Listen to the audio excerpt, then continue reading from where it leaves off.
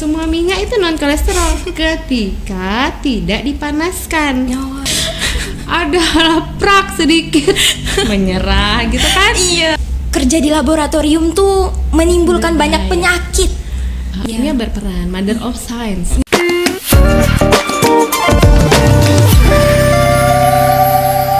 Halo Sobat Bincang Kimia, bagaimana nih kabarnya hari ini? Semoga selalu dalam keadaan sehat, semangat, dan pastinya siap dong untuk mengikuti bincang seru kita pada hari ini. Dan teman-teman, kembali lagi di Bincang Kimia episode ke-8 bersama saya, Sri Ayu Lestari Pratiwi, yang akan menemani teman-teman sekalian untuk berbincang-bincang tentang kimia. Nah teman-teman, di episode kali ini kita bakal bahas topik yang bisa dibilang sering banget bikin penasaran sih, yaitu apa sih itu kimia? Apakah kimia hanya tentang soal, rumus, atau bahkan reaksi di dalam laboratorium? Atau justru berada di dalam lingkup hidup kita, keseharian kita, dan bahkan kita menggunakannya? Daripada penasaran dan bertanya-tanya, yuk kita kupas tuntas tentang hal tersebut. Nah, di sini udah bersama kita, yaitu narasumber kita, Dr. Winda Rahmalia, SSI MSI. Nah, teman-teman, yang harus kita ketahui bahwa ibu ini adalah seorang dosen dan peneliti di bidang kimia yang berkontribusi dalam dunia pendidikan dan riset. Wow, keren banget kan teman-teman. Nah, jadi boleh loh nih kita sapa ibu kita tercinta. Halo ibu. Halo. Nah, bagaimana kabarnya ibu hari ini? Baik, alhamdulillah. Nah, macet ya? Iya, macet banget ya Pontianak.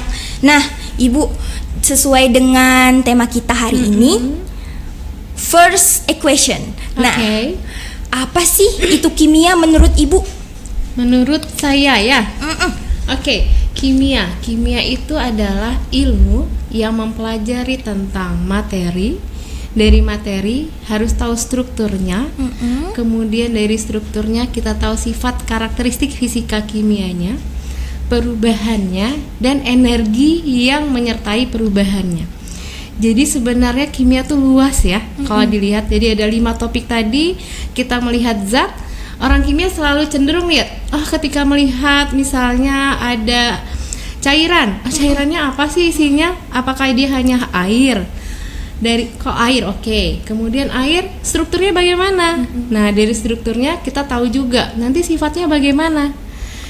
Sifatnya tahu, kemudian dia bisa berubah nggak ya? Jadi dari air tadi bisa berubah bentuk nggak ke bentuk-bentuk yang lain? Atau dia bisa bereaksi nggak dengan yang lain? Seperti itu. Kemudian kita juga mempelajari energinya. Jadi semua sebenarnya dalam kehidupan kita itu sebenarnya nggak lepas dari kimia kan? Iya benar. Nah, jadi belajar kimia juga nggak cuma lihat rumus, lihat reaksi gitu. Tapi dari kimia kita bisa memikirkan dari suatu yang dari A ini bisa jadi apa sih? Kayak gitu. Itu kimia. Dari penjelasan ibu, kayaknya ibu sangat tertarik nih dari ilmu kimia itu tersendiri ya. Nah, menurut ibu, dan bolehlah menceritakan latar belakang gimana sih ibu bisa menyukai kimia, dan gimana sih proses ibu mencintai kimia, dan dari mana ibu tahu kimia itu tersebut, serta mengapa sih kita harus belajar kimia? Kimia sendiri itu kan sebenarnya kita kenalnya waktu SMA ya. Kalau zaman saya ya, nggak tahu sekarang ya SMA. Iya, SMA ya. juga ibu. Dari SD sebenarnya saya suka IPA. Suka IPA, kemudian SMP, kemudian dipersempit ya, dipersempit di kimia. Oh, ternyata kok kimia masuk semua gitu ya. Ternyata bangun tidur aja ya. Tidur, kemudian kita bernafas, yang kita hirup tuh ternyata zat kimia juga. Iya. Kemudian dari bernafas, mandi, air, sabun, semua zat kimia ya. Kemudian makan yang kita makan juga zat kimia gitu. Nah, dari situ saya pengen tahu juga banyak gitu ya. Ternyata kimia itu ada di segala macam aspek kehidupan. Kemudian saya sering melihat juga waktu kecil bagaimana kok nyampur warna ya. Jadi bisa berwarna dari kuning dicampur hijau, bisa jadi warna yang berbeda, jadi orange gitu. Kemudian ketika mencampurkan baunya juga bisa berubah. Saya suka ya lihat nonton yang ada yang eksperimen yang tiba-tiba menimbulkan busa gitu. Jadi kayak scientist gitu. Nah, jadi suka aja dari itu. Kemudian dari SMA kebetulan seneng sama pelajarannya, seneng sama gurunya, akhirnya tertarik sehingga kuliah pun saya niatnya tuh kalau nggak lulus di kimia saya nggak mau kuliah deh gitu. Sampai kayak gitu. Cinta banget ya sama kimia. Cintanya gitu, udah nggak mau ke tempat yang lain gitu. Tapi alhamdulillah kan lulus ya, jadi masuk kimia, kemudian lanjut kerjanya juga di kimia. Alhamdulillah, memang rezeki gitu. Ya Ibu. Memang udah dari jalannya. Jadi saya udah suka dari awal sih. Dari awal. Dari SD suka IPA, terus SMA mendalami dan kuliah. Nonton yang ada eksperimen gitu. Wah, ini jadi apa gitu. Nah, dari POV pemandangan orang masing-masing tuh kan beda ya Bu ya. Dari yang kita suka kimia dan pastinya ada orang yang nggak suka kimia gitu. Dan berpikir kayak, wih, kimia tuh bahannya beracun, udahlah nggak mau dekat-dekat kimia, apalagi HCl apa segala macam, itu kan benar-benar benda berbahaya ya Ibu ya. Nah, gimana sih menurut Ibu tentang pandangan keliru tentang masyarakat tuh sering keliru bahwa apa sih kimia ini gitu kan. Nah, terus tuh kadang tuh kalau masyarakat tuh sering beranggapan bahwa kerja di laboratorium tuh menimbulkan banyak penyakit. Nah, gimana tuh tentang POV dari Ibu sendiri? Oke, yang pertama adalah banyak iklan ya. Iklan yang menyatakan produk A misalnya mengandung zat kimia gitu ya. Jadi ketika orang bilang ada zat kimia, langsung mikirnya, oh zat kimia ini berbahaya. Padahal zat kimia itu ada yang berbahaya, ada yang bermanfaat gitu.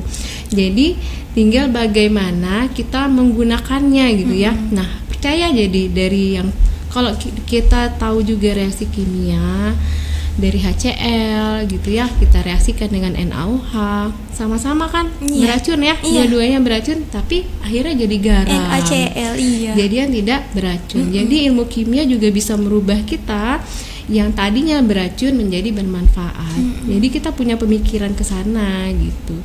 Nah, dari kimia juga kayak gini, ada lagi anggapan gini ya, banyak iklan ini enggak ada minyak nih non kolesterol. Nah, semua minyak itu non kolesterol ketika tidak dipanaskan. Kalau dipanaskan ya tentu dia tetap ada kolesterolnya. Gitu, itu anggapan yang mungkin keliru ya selama ini di masyarakat yang harus diluruskan. Nah, karena apa? Ada reaksi ketika dipanaskan, gitu kan? Perubahan yang lemak bagus tadi menjadi lemak yang jahat. Iya. Emang harus banyak menggali lagi ya Bu. Ya itu makanya kalau saya biasanya promosi gini, kimia itu sebenarnya nggak hanya yang harus peneliti yang harus tahu, terus misalnya yang dia pengen kerja di laboratorium, enggak, ibu rumah tangga pun itu harus tahu kimia gitu kan. Iya benar-benar. Masak sayur. Masak sayur sudah pernah belum kepikiran berapa lama sih dia suhunya harus berapa sehingga zat gizi di dalam sayur itu tidak rusak. Nah, itu di kimia juga belajar itu. Benar. Bukan cuman di laboratorium, tapi bukan di mana-mana. Di laboratorium ya tentu kalau kita tahu bahwa ada zat berbahaya, kita diajarkan bagaimana cara mengatasinya, gitu kan? Misalnya dia mudah menguap, pakailah masker. Kemudian dia iritasi ketika kena kulit, pakailah sarung tangan. Semua begitu. Iya, benar-benar. Nah, dari pandangan Ibu sendiri nih, seberapa besar sih pengaruh, kan sekarang udah era teknologi ya Ibu ya, seberapa besar sih pengaruh kimia terhadap perkembangan teknologi dan kehidupan modern saat ini? Besar banget. Sekarang di mana? Pertanyaan saya kemudian adalah di mana yang tidak ada ilmu kimianya? Iya. Ketika ada mobil canggih gitu ya, tetap ada kan, ilmu kimianya tetap berperan di situ. Mobil listrik lah ya. Nah, mobil listrik sekarang. Nah, bagaimana menciptakan baterai untuk mobil listrik yang tahan lama? Itu ilmu kimia juga, gitu kan? Nah, bahannya dari apa? Dari litium kah? Dari apakah gitu? Dari terus pembangkit listrik sekarang. Pembangkit listrik kalau misalnya dari kimia juga gitu ya, gimana caranya kita bisa membuat yang lebih efisien? Bahannya apa? Gitu. Saya pernah meneliti satu penelitian saya, salah satunya adalah menggali tentang dye-sensitized solar cell. Jadi bagaimana kita memanfaatkan bahan alam yang tadinya dia hanya berwarna, yang dikira cuma menjadi pewarna makanan atau apa, ternyata dia bisa menjadi pembangkit listrik. Gitu. Jadi dari ilmu kimia itu juga kita belajar bahwa ketika tanaman menyerap sinar matahari, dia bisa mengubah mengubah energi matahari tadi menjadi makanannya kan, zat kimia kan. Nah, kita ambil tadi zatnya, ternyata dia bisa mengubah energi matahari menjadi energi listrik. Gitu. Canggih banget ya, Bu. Iya, sekarang di situ kimia. Kimia berperan, mother of science kan. Iya, benar. Jadi ibu dari segala ilmu. Sangat berperan banget. Apalagi kimia juga nggak monoton ya, Bu. Nggak cuma di situ aja dan selalu berkembang. Ya, pasti. Iya. Nah, dari situ tuh kita tahu kan bahwa kimia itu berkembang terus pesat. Nah, jadi tuh bagaimana nih pandangan Ibu melihat tentang peran kimia yang untuk masa depan? Gimana pandangan Ibu melihat peran kimia dalam masa depan? Misalnya di bidang lingkungan, energi, atau teknologi, dan sekarang memang makin canggih ya, Bu ya. Boleh jawab? Benar. Salah satu yang penting adalah bagaimana kita menciptakan suatu produk yang bermanfaat itu tanpa limbah. Nah, sehingga yang kita buat kadang-kadang gini loh, kita membuat suatu produk yang sangat bermanfaat misalnya ya, tetapi ada limbah sampingnya gitu kan. Pabrik-pabrik aja lah ya sekarang ya, pasti ada limbah yang terbuang ke sungai. Aliran sungai gitu ya, yang akhirnya bisa meracuni sistem biota di situ, bahkan masyarakat yang ada di lingkungan sana. Jadi mulai sekarang kita harus berpikir bagaimana membuat produk-produk yang baik, yang sangat bermanfaat tetapi tanpa limbah. Limbah-limbah justru limbah plastik itu kita manfaatkan gitu kan, menjadi yang lebih berguna gitu. Jadi sampah dikurangi segala macam gitu sih sebenarnya. Cintai bumi gitu ya, green chemistry. Jadi kita ke arahnya ke green chemistry. Itulah ya, Bu, sekarang tuh orang cuman bisa membuat tapi tidak tahu resiko kedepannya gimana. Padahal limbah itulah yang membuat bumi ini panas, global warming gitu kan ya, Bu ya. Iya. Terus nih kan itu dari POV Ibu. Nah, tapi tuh pastinya ada tantangan dong, Bu ya. Ada tantangan. Apa sih tantangan utama dalam menerapkan prinsip kimia berkelanjutan di dunia pendidikan dan industri menurut Ibu? Dunia pendidikan dan industri. Iya. Apalagi zaman sekarang ya, Gen Z ya. Yang growth mindsetnya itu kurang. Jadi sebenarnya kalau saya ya menghadapi sekarang mungkin ya mahasiswa kalian itu jadinya lebih banyak berpikirnya tuh cepat menyerah. Iya, benar. Nah, ada laprak sedikit menyerah gitu kan. Tuh nggak sebenarnya kan, terus gagal ketika misalnya mencoba sesuatu, gagal terus menyerah gitu. Itu aja sebenarnya. Sekarang sebenarnya yang sulit mempelajari kimia itu karena kita tidak senang aja. Kalau kita senang atau ada metode yang menyenangkan, nah itu bisa menjadi cara gitu kan untuk mengatasinya gitu. Makanya sekarang kalau kami di di kimia itu kan ada program fun chemistry, bagaimana kita mempelajari kimia dengan mengasihkan gitu. Jadi kita ajarkan dari sejak dini ke SD gitu. Jadi sehingga anak SD pun oh ternyata belajar IPA itu tidak sesulit yang mereka bayangkan. Justru menyenangkan ketika mereka bisa mencobanya secara langsung. Iya, berarti tergantung mindset ya Bu ya. Tergantung mindset. Nah, Gen Z itu cepat menyerah karena apalagi kalau misal nih dapat yang susah, sulit dicari, terutama jurnal ya Bu ya. Nah jadi tuh kayak ya udahlah capek gitu. Nah menurut Ibu gimana tuh cara agar Gen Z ini nih malasnya tuh tersingkirkan? Nah karena tuh ya mungkin kita memang beda generasi atau gimana ya Bu ya cara pemikirannya. Cuman tuh kadang kami tuh sebenarnya bukan gimana ya, memang malas sih, cuman tuh nggak ada motivasi aja gitu Bu. Nggak ada motivasi. Nah, iya, gimana cara atau cara sisi pandang Ibu lah untuk memotivasi kami sebagai Gen Z ini? Oke, caranya gimana ya? Caranya adalah pertama tentu mikir, harus tadi punya growth mindset ya. Jadi harus punya pemikiran bahwa kita itu akan berkembang gitu ya. Nanti mau jadi apa sih gitu kan. Nah dan dari situ kita harus punya semangat untuk ya udah gimana nih, pokoknya harus tercapai deh gitu kan. Jadi bagaimanapun kegagalan itu pasti akan terus diulang-ulang gitu sih. Kemudian saya selalu ingatlah orang yang kalian cintai, apa harapan mereka terhadap kalian kayak gitu. Nah jadinya itu juga bisa salah satu untuk menumbuhkan pemikiran untuk maju ya gitu. Benar. Jadi jangan gampang menyerah. Terutama masuk kimia, gimana awalnya kita berniat di kimia, tolong selesaikan dengan secara baik. Bertanggung jawablah dengan baik. Bersakit-sakit dahulu, bersenang-senang kemudian. Iya benar. Nah Ibu, menurut Ibu bagaimana sih mahasiswa ini dapat berkontribusi dalam mendukung pembangunan berkelanjutan lewat bidang kimia? Oke. Mahasiswa ya tentu ya pasti bisa berkontribusi. Yang pertama mereka bisa berkontribusi lewat tulisannya, ya kan?